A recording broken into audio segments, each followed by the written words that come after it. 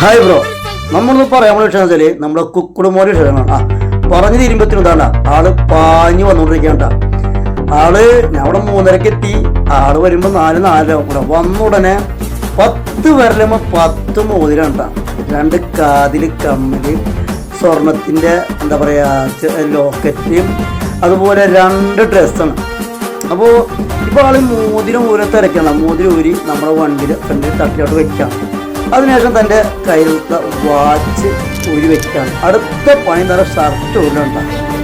ഈ ഷർട്ടൊക്കെ ഊരി ആൾ വൃത്തിയുടെ കാര്യത്തിൽ ആളെ വെല്ലാൻ ആരുമില്ല, അടിപൊളിയാണ്. അത് ചെയ്യുന്ന തൊഴിലായാലും എന്തിട്ടായാലും ആൾ വന്ന് കിട്ടാനാണ് പാട്. വന്ന് കിട്ടിക്കഴിഞ്ഞാലോ പിന്നെ അവൻ്റേതായിട്ട് മാറി. നമ്മളൊന്നും പറയാതെ എല്ലാ കാര്യങ്ങളും അങ്ങോട്ട് ക്ലിയർ ചെയ്യും. അപ്പോഴേക്കും ചായത്തും കടിയെത്തും. പിന്നെ ആ ചായയും കടിയും തിന്നു കഴിഞ്ഞിട്ടുള്ള കുക്കുടുമോൻ്റെ അഭ്യാസങ്ങളാണ്. ആ ചിരി കണ്ടാൽ തന്നെ ആരും തിരിച്ചു പോകും.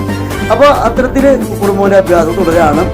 നമ്മളത് ധൃതിയിൽ ചായ കുടിക്കാണ് കാരണം ആൾ നേരം വൈകി. ഉടനെ ആൾ തട്ടിലോട്ട് തിരിഞ്ഞു. മീൻ തിരിയലായി, മീൻ മാറ്റിടലായി, ശരിക്ക് വെക്കലായി. പിന്നെ അവൻ്റെ ഒരു ഐഡിയ അവിടെ നടക്കുന്ന കാര്യങ്ങൾ മുഴുവൻ. ഇതാണ് നമ്മുടെ കുക്കുടുമോൻ്റെ വിശേഷം കേട്ടോ.